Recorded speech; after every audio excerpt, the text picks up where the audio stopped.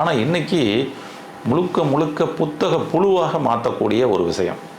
அப்போ full time அந்த படி படி படி, வீட்டுக்கு வந்துடணுன்னா திரும்பவும் வந்து டியூஷன், ஒரு டியூஷன் முடிஞ்சோன்னா அடுத்து இன்னொரு டியூஷன், இப்படி முழுக்க முழுக்க அவங்க அந்த புத்தகத்தின் மீதே போகிறாங்க.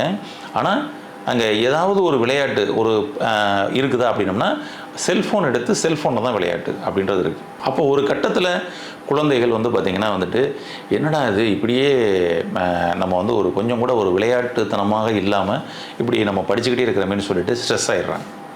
அங்கே டீச்சரை பார்த்தா, ஸ்கூலை பார்த்தா, புத்தகத்தை பார்த்தா ஒரு பயம், டென்ஷன்.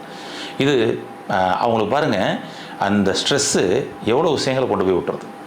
அவங்களுக்குள்ள ஒரு பயம் வந்துடுது, பதட்டம் வந்துடுது, கண் கெட்டு போய் கண்ணாடி போடக்கூடிய ஒரு சூழல் வந்துடுது, முடி வேகமாக உதிர ஆரம்பிச்சிருது. அவங்க வந்து பார்த்திங்கன்னா ஒரு திடீர்னு வந்து பார்த்திங்கன்னா ஒரு மெச்சூரிட்டி ஃபேஸ் வந்துடுறாங்க. பையன் வந்து சின்ன பையனாக இருக்கான், ஆனால் ஒரு மெச்சூரிட்டி ஃபேஸ் வந்துடுது.